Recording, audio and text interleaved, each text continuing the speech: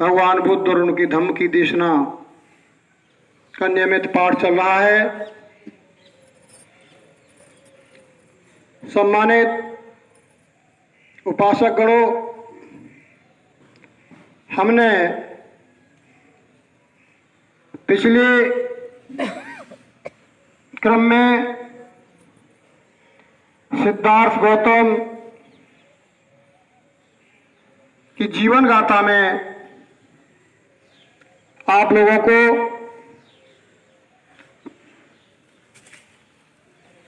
राज्य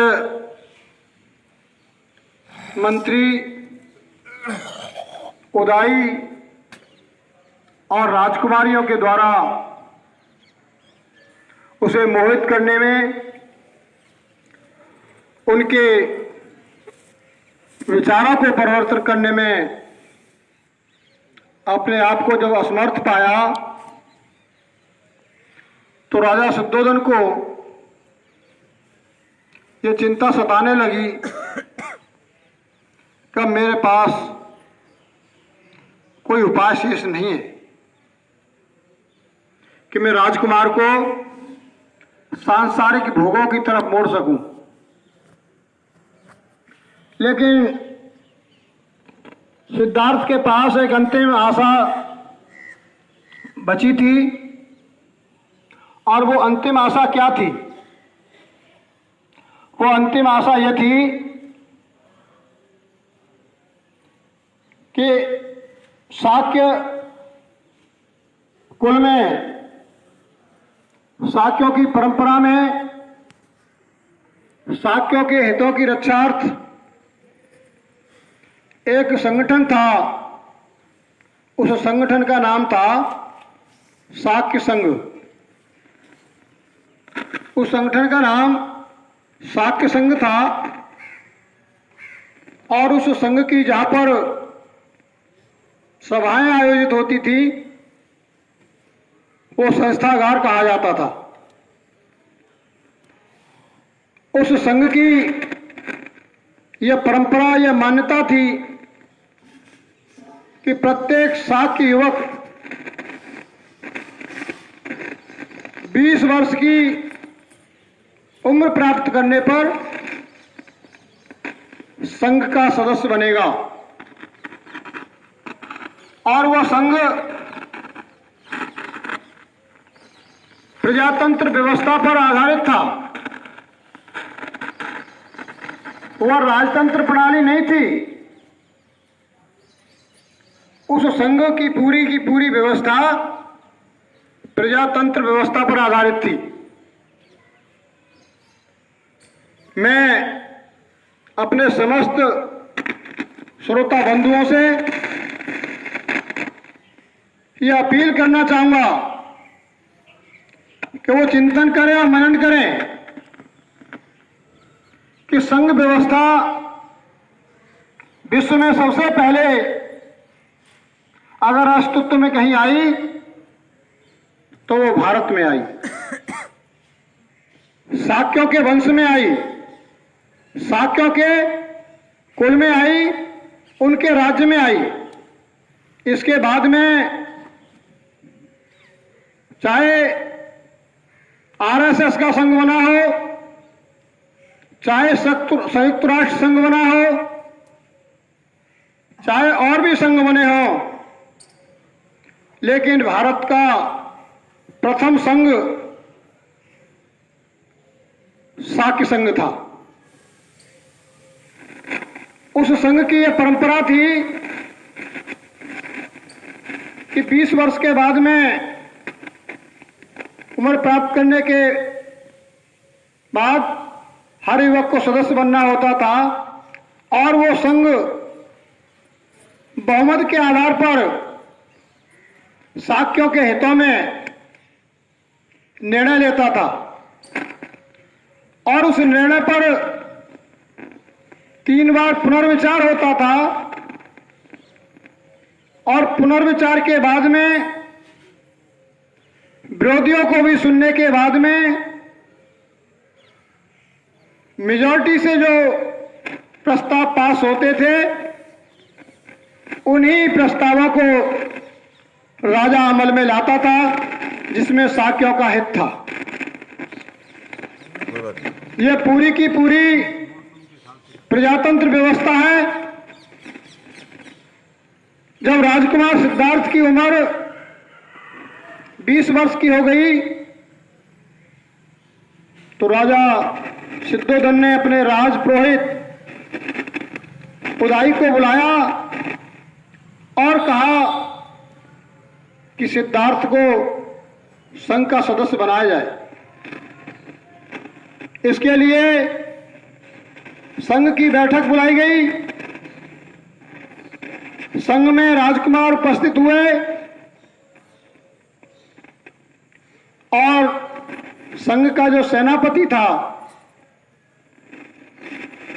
उसने संघ को संबोधित करते हुए कहा, हे संघ बंधुओं, सिद्धार्थ गौतम 20 वर्ष का युवा हो चुका है। वह संघ की सदस्यता लेने का पात्र है। उसे सदस्यता दी जाए। इससे पूर्व किसी संघ के सदस्य को कोई उसमें दोष नजर आता हो, किसी भी प्रकार का कोई ऐतराज हो, तो वो खड़े होकर के अपने विचार रख सकता है। किंतु किसी भी सदस्य ने सिद्धार्थ की सदस्यता ग्रहण करने पर कोई ऐतराज जाहिर नहीं किया, तो सेनापति ने 3 बार प्रस्ताव को रखा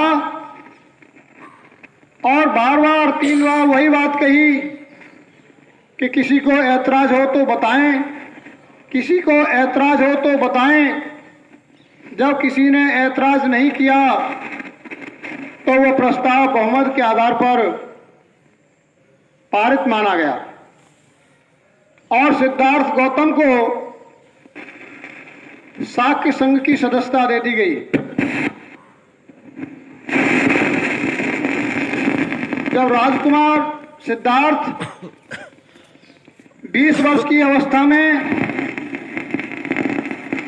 शाक्य संघ के सदस्य बने तो राजपुरोहित उदाई ने सिद्धार्थ हल्का सा तो घुमा दो। मैं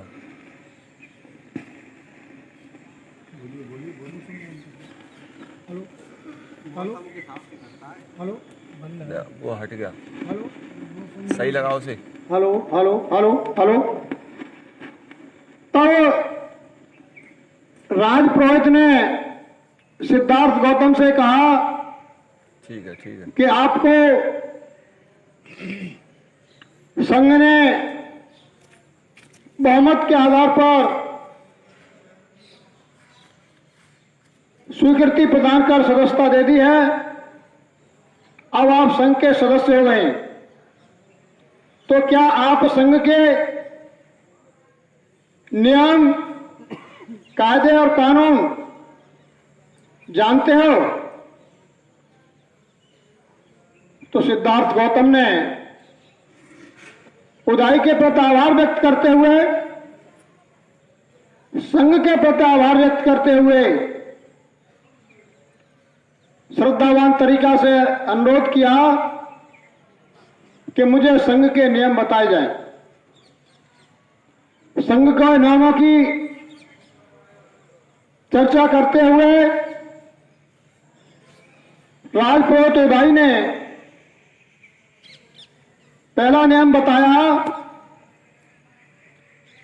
कि संघ के प्रत्येक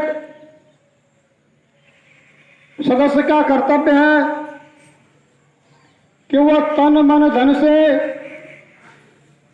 समर्पित भाव से शाक्यों के हितों की रक्षा करेगा। दूसरा नियम बताते हुए कहा कि संघ की प्रत्येक होने वाली मीटिंग में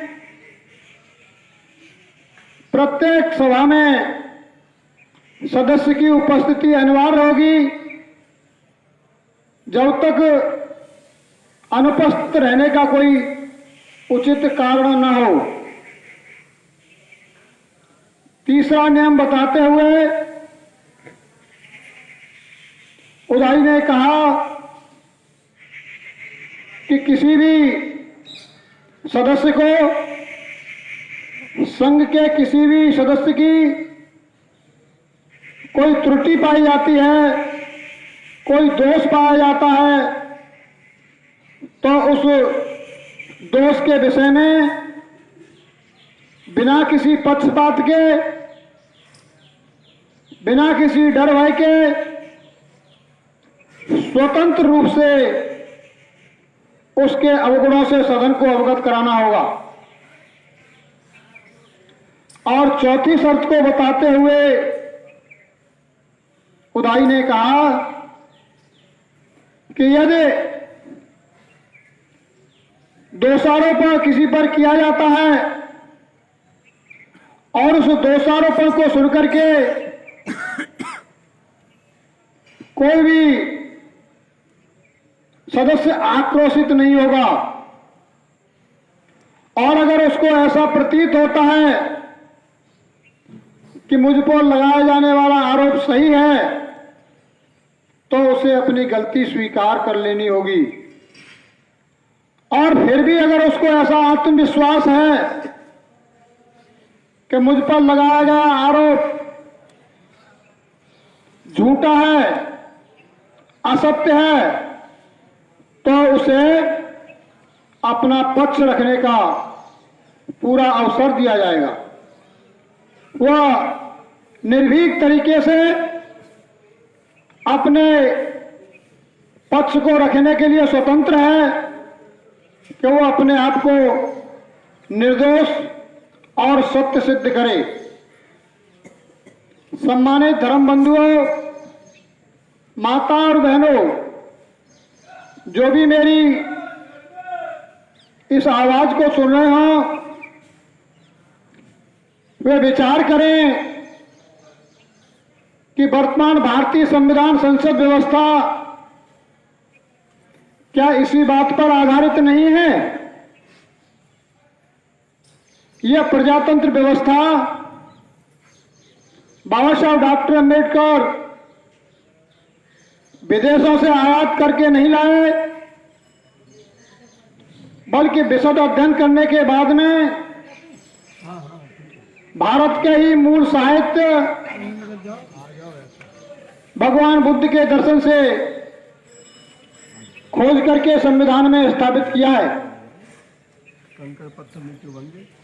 संघ की अगली व्यवस्था बताते हुए उदाई ने कहा, क्या सिद्धार्थ आपको मालूम है संघ से कैसे निष्कासित किया जा सकता है, उसकी सदस्यता कैसे समाप्त की जा सकती है? तो अभिवादन करते हुए सिद्धार्थ ने कहा, मुझे अवगत कराया जाए। राजपुरोहित उदाई ने सदस्यता समाप्ति के नियम बताते हुए पहला नियम बताया कि व्यभिचार में पाए जाने पर, व्यभिचार में लिप्त पाए जाने पर व्यभिचारी की सदस्यता नष्ट कर दी जाएगी। दूसरी शर्त बताते हुए कि संघ का कोई सदस्य किसी की हत्या करते हुए पाया जाएगा तो उसकी भी सदस्यता समाप्त कर दी जाएगी। तीसरी शर्त बताते हुए कि संघ का कोई भी सदस्य चोरी के आरोप में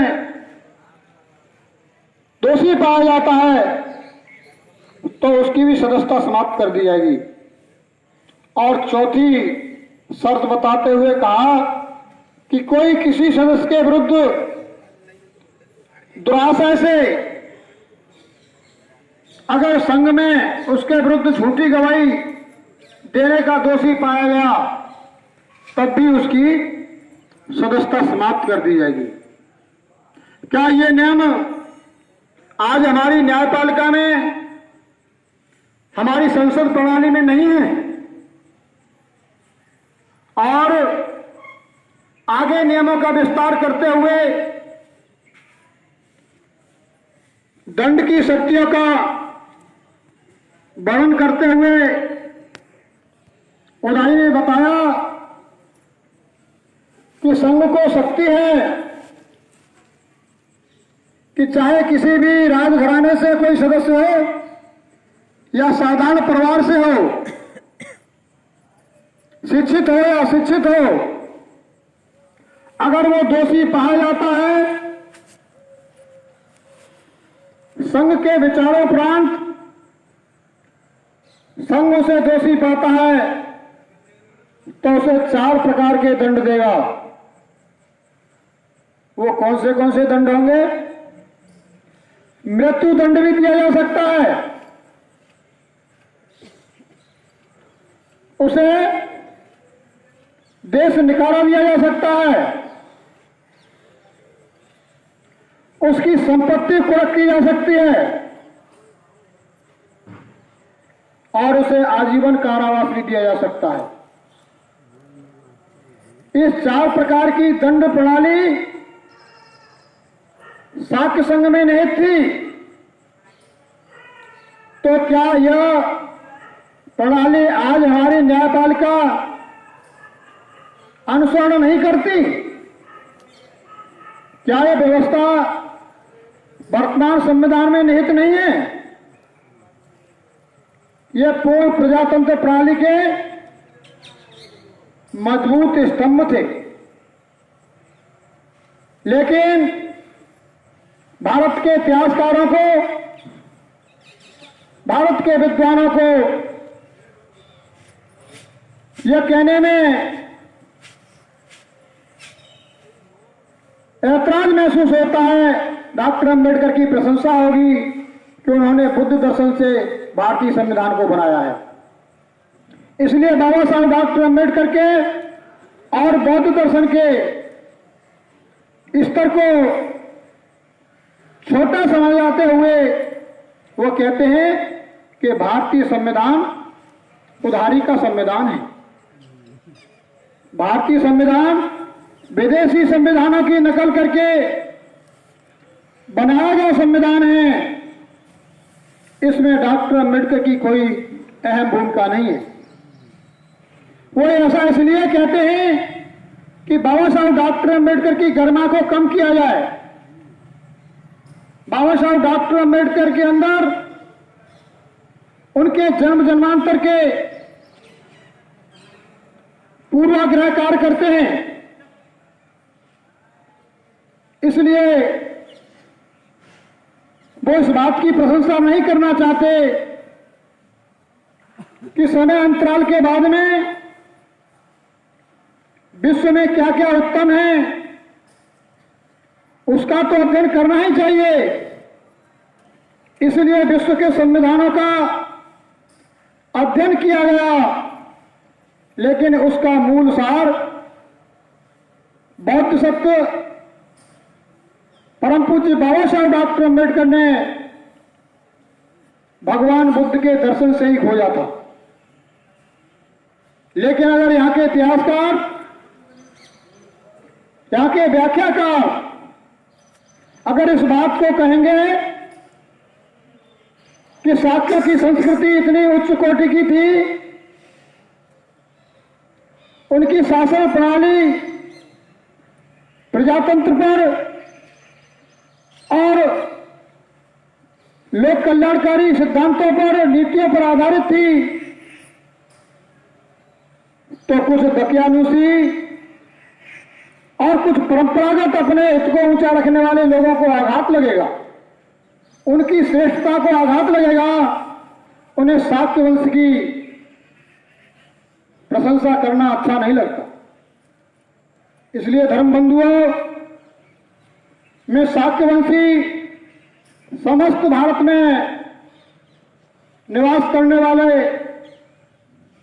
उपासक उपासिकाओं से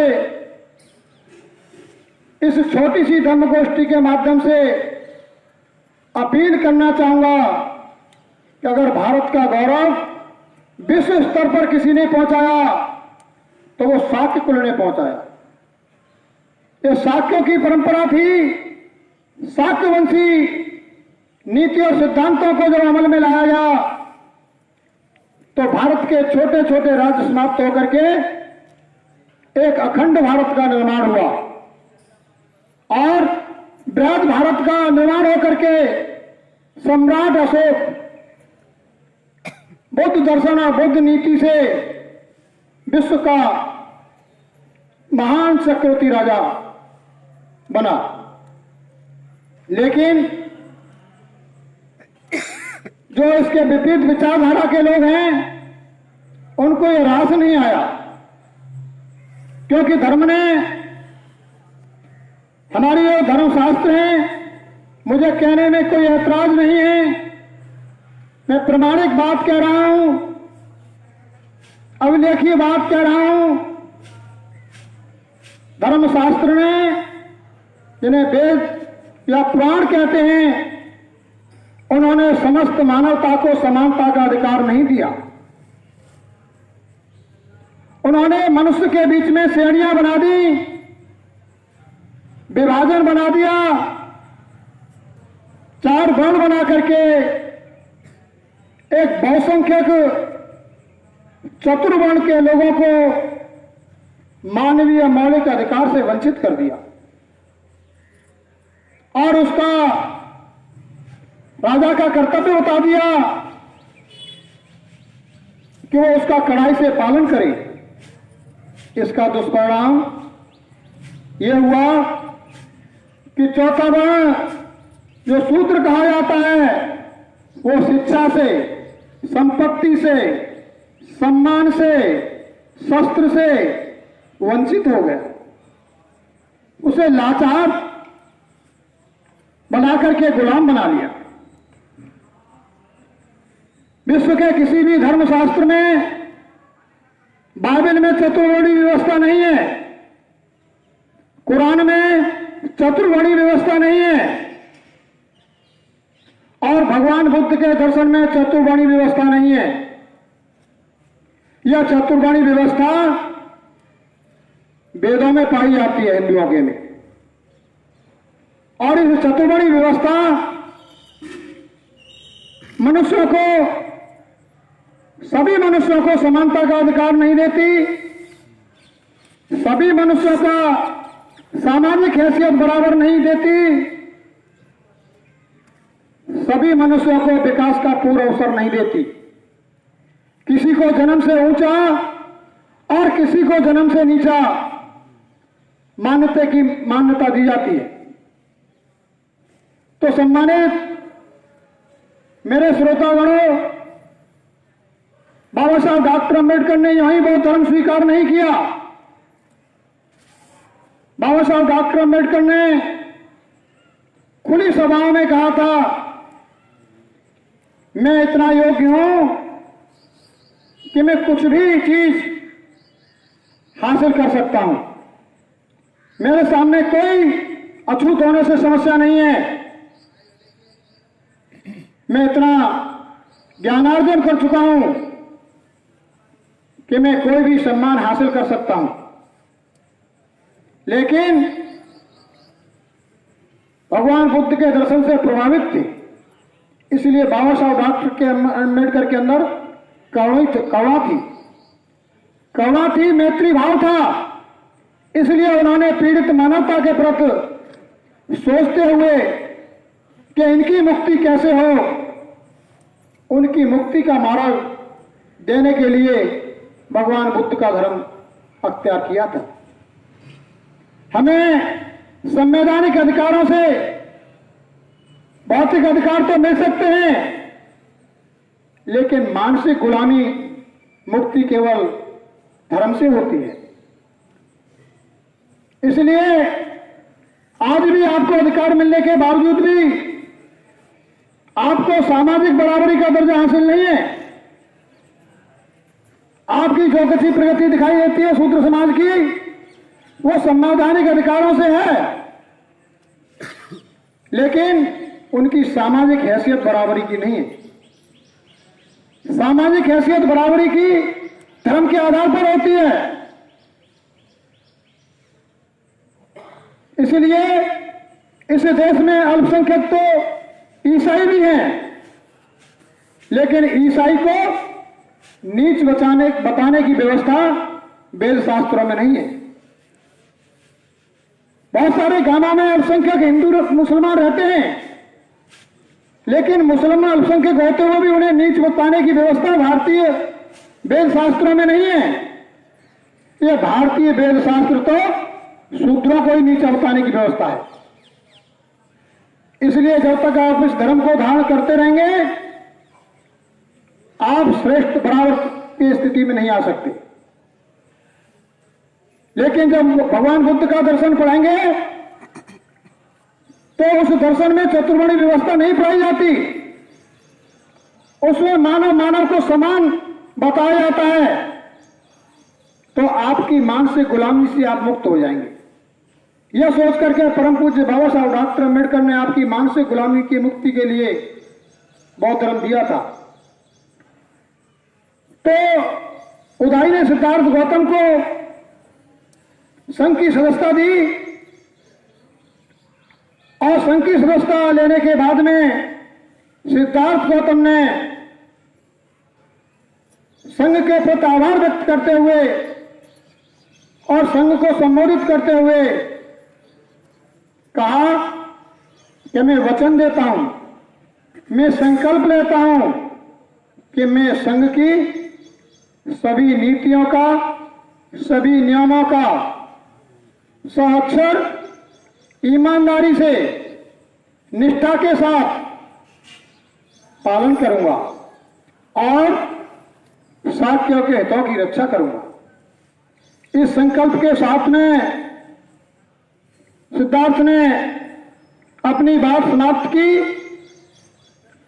और संघ ने सभी के धन्यवाद देते हुए सिद्धार्थ की सदस्यता ग्रहण करने पर खुशी जाहिर करते हुए संघ की सभा विसर्जित कर दी गई।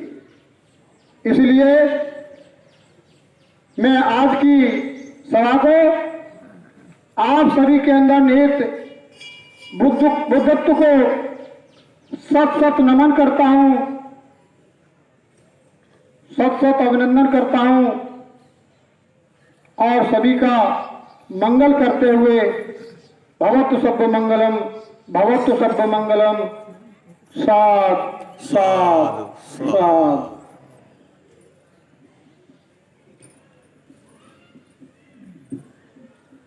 उपासक बंधुओं, आज बुद्ध और उनका धर्म का पाठ हुआ। करीब 35 मिनट आपके हुए हैं। मेरा निवेदन है आप सबों से कि 5 मिनट तो बुद्ध वंदना में खर्च होते हैं, 10 मिनट आप भगवान बुद्ध और उनका धर्म पुस्तक के पाठ में लगाएं। एक दिन आप बुद्ध और उनका धर्म का पाठ करें, दूसरे दिन उसकी विवेचना करें। और कम से कम हमारे यहाँ जो लोग बैठे हैं उनमें से भी एक तो हमारी देशना भी उसमें 5 या 7 मिनट की देशना हो। मैं भी अपने समय को कंट्रोल में लूंगा। और बहुत दिनों से कश्यप जी नहीं बोल रहे हैं, कश्यप जी को भी बोलना है। और